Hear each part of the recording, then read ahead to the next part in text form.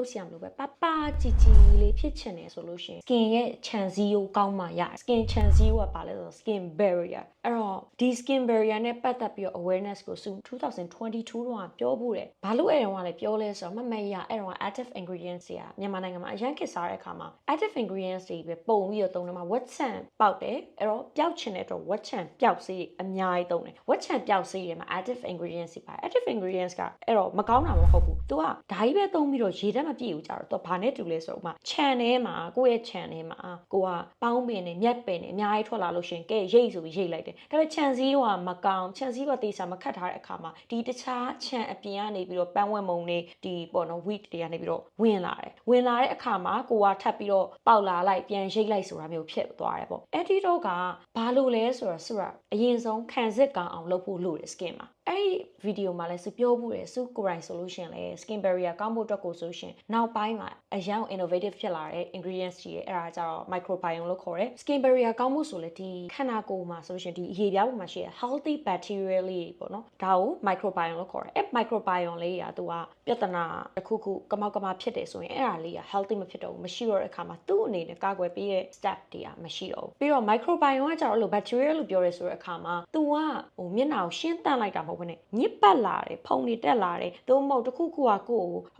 ်ဆိုပါစို့ active ingredients တခုကအရင် strong ဖြစ်လို့ကိုယ် react လုပ်တယ်ကိုယ်ခန္ဓာကိုယ်အသားယူ react လုပ်တယ်ဆိုတော့မှသူကအများကြီး strong ဖြစ်အောင်ကာကွယ်ပေးနိုင်တဲ့အလွှာတစ်ခုလိုမျိုးပဲပေါ့နော်အဲ့တော့ကိုယ့်ရဲ့ microbiome လေးတွေတန်မာနေဖို့ကျန်းမာနေဖို့လိုတယ်ဆိုတော့စုကဒီလိုနဲ့ပဲ moisturizer ထုတ်မဲဆိုပြီးတော့ကိုယ်တိုင်စိတ်တိုင်းကြအောင်ရွှင်းနဲ့သုံးနေတောင်ကြာသွားတယ်စက်ရုံတွေလည်းပြောင်းတာမနေဘူးနောက်ဆုံး formula အခုတရာလောက်ဆန်းပြီးတော့နောက်ဆုံးမှာကိုကြိုက်တဲ့ formula တွေ့တယ်တခုကတော့အဆက်အများကြီးနဲ့ကိုကထုတ်လို့ရှိရင်လည်းမြန်မာနိုင်ငံကသူတွေအတွက်အဆင်မပြေမှာစိုးတဲ့အတွက်စုဈေးလဲတက်တာ quality ကလည်းကောင်းရမယ် texture ကလည်းကောင်းရမယ် skin barrier ကလည်းလုံးဝထိမ့်သိမ့်နိုင်ရမယ်ပြီးတော့အကောင်းဆုံးကဘာလဲဆိုတော့ sensitive skin အတွက်လိမ့်လိုက်လို့ရှိရင်လုံးဝ safe ဖြစ်တဲ့အပြင် skin barrier ကိုပါပြန်ပြီး build up လုပ်နိုင်တယ်ဆိုတဲ့အရာကိုစုစဉ်းစားတယ်ဆိုတဲ့အခါမှာလည်းအရှေ့တိုင်းနဲ့အနောက်တိုင်းရဲ့ moisturizer တွေကိုစုစတိုက်ကိုလေ့လာတဲ့အခါမှာဒ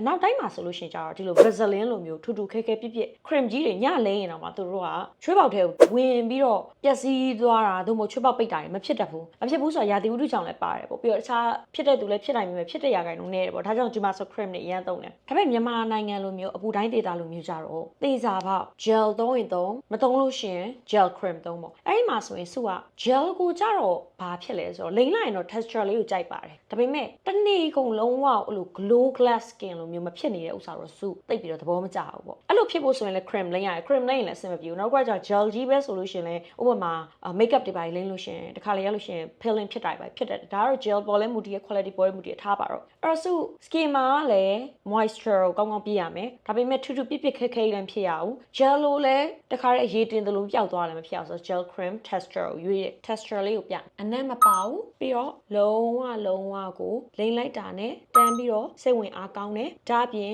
်ကိုယ့်ရဲ့ glow ဖြစ်နေရဆိုတာလေးကိုလည်းသူကလိမ့်ပြီးသွားလို့ရှိရင်လည်းတန်းပြီး glow ဖြစ်တယ်ဆိုတော့ finish look လေးကိုရတယ်အဲ့တော့ဒါတော့နောက်ဆုံးမှစုထုတ်လိုက်တဲ့ကုန်ပစ္စည်းဖြစ်တယ်အဲ့တော့ဟုတ်ပြီ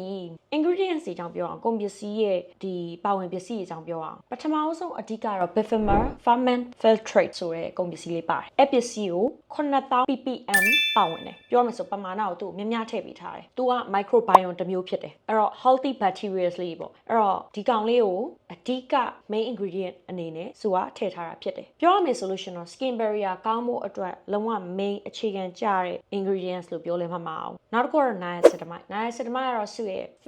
favorite all time favorite ingredient ပဲဘာလို့လဲဆိုတော့သူကအမဲဆက်လေးအမာရွတ်လေးပါသွားတယ်ပြီးချွေးပေါက်လေးကျင်းလာတယ်အဲ့တော့ပြောမယ်ဆိုလို့ရှိရင်သူကဖြည်းဖြည်းချင်းနဲ့ကိုယ့်ရဲ့အဖြစ်အနာစာတွေကိုကုသပေးတဲ့ ingredients လို့ပြောလို့ရတယ်သူ့ကို3000 ppm ပမာဏထည့်ထားတယ်ပြီးတော့နောက်တစ်ခုကကြတော့ Bifida Ferment Filtrate နဲ့ဒီ niacinamide နှစ်ခုရဲ့အတွဲအဆက်ကတကယ်ကိုလိုက်ဖက်ညီရဲ့ ingredients သူ ingredients ဒီမှာကောင်းသမျှကြီးပဲထည့်လို့မရအောင်အဲ့နှစ်ခုပေါင်းရင်ဘယ်လောက်ကောင်းမလဲဆိုတာကိုထပ်ပြီးရွေးရတယ်အဲ့ဒါကိုလည်းသူတို့ရဲ့ ingredients တွေကိုအများကြီး formulate လုပ်ပြီးတဲ့အခါမှာဒီနှစ်ခုရဲ့အတွဲအဆက်ကလည်းတော်တော်ကို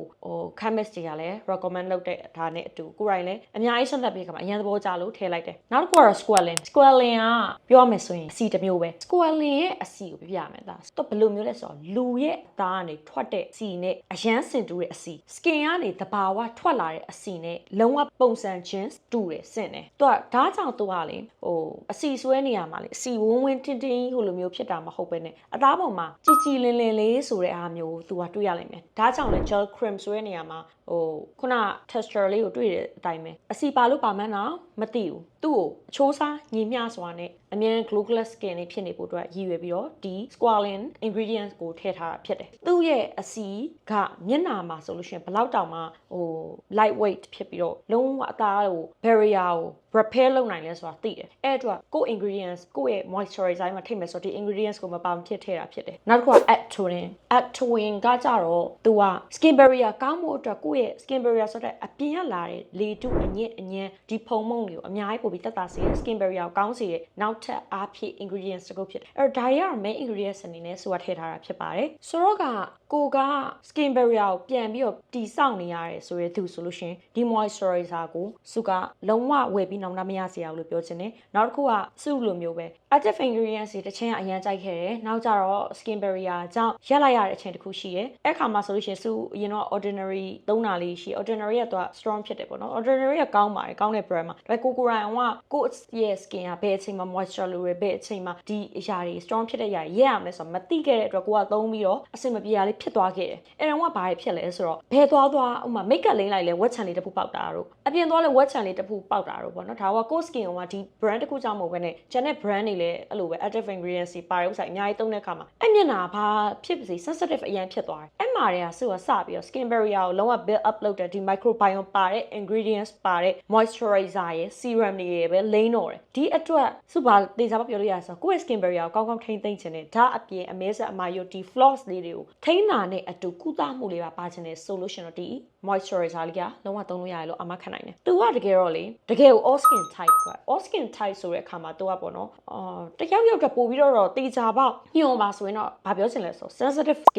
skin barrier လုံးဝပြတ်လို့အစ်စ်ကနေပြန်မွေးရမယ်ဆိုတဲ့သူတွေအတွက်ဆိုရင်တော့အကောင်းဆုံးပဲအဲ့တော့အလောက်ထိ sensitive skin တောင်ရတယ်ဆိုတော့ကျန်တဲ့ဟာတွေအကုန်လုံးက all skin type လို့ပြောလို့ရတာပေါ့နော်ပြောမယ်ဆို dry သွားရင်လည်းအဆင်ပြေတယ်ပြီးတော့ oily သမားတွေလည်းအဆင်ပြေတယ် oily မှာဆိုလို့ရှိရင်ကိုယ့်အနေနဲ့ sensitive oily တို့ dry sensitive skin တို့အဲ့တော့ဒီနှစ်ခုကြားမှာ combination တွေဆိုလို့ရှိရင်လည်းအဆင်ပြေပြန်အောင်ဒါကြောင့် all skin type လို့ပြောလို့ရတယ်အမှလုံးဝကိုအတိအကျပြောပါဆိုရင်တော့လုံးဝ sensitive ဖြစ်နေတဲ့ skin တွေ moisturizer ကိုမှကိုယ့်အနေနဲ့လုံးဝ microbiome နေနဲ့ကိုယ့် skin barrier ကိုပြန်ပြီးတော့ build up လုပ်ရမယ်ဆိုတဲ့သူတွေဆိုလို့ရှိရင်တော့ဒီ product ကလုံးဝရှိတဲ့ moisturizer လို့ပြောချင်ပါတယ်ဈေးနှုန်းကိုလည်းမေရော2022တုန်းကတည်းကစုပြောတယ်ဒီကုန်ပစ္စည်းလေး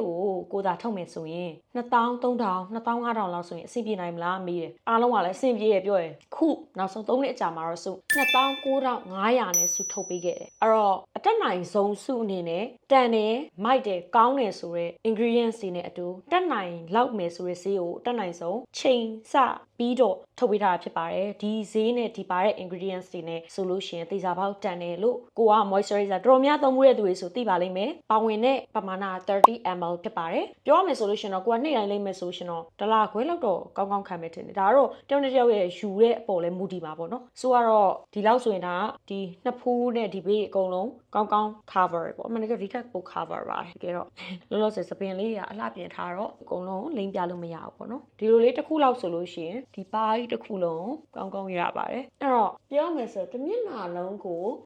3ခေါက်လောက်ညှစ်လို့ရှင်တော့3 pumps လောက်ဆိုလို့ရှင်တော့ကောင်းကောင်း cover ဖြစ်တဲ့အနေထားလို့ပြောလို့ရတယ်အဲ့တော့ကောင်းပေးညွန့်မေဆိုတဲ့ ingredients လေးတွေနဲ့လုံးဝကိုယ်တိုင်စိတ်တိုင်းမကြမချင်းကိုမကြရင်ကိုမသုံးနိုင်ကိုမထုတ်ဘူးဆိုတဲ့ရည်ရွယ်ချက်နဲ့ကိုထုတ်ထားတာဖြစ်တဲ့အတွက်လုံးဝမိုက်ရမယ်လို့အာမခံတယ်မဝယ်တော့ The Mist Essential မှာလုံးဝနောင်တရရမယ်ကုန်ပစ္စည်းလို့ပြောနိုင်ပါတယ်အဲ့တော့ဝယ်ပြီးရင်လည်း review လေးတွေဘယ်လိုလဲဆိုတာလာပြီးတော့ပြောပြရင်ပိုပြီးကျေးဇူးတင်ပါပေါ့နော်အားလုံး see you in the next video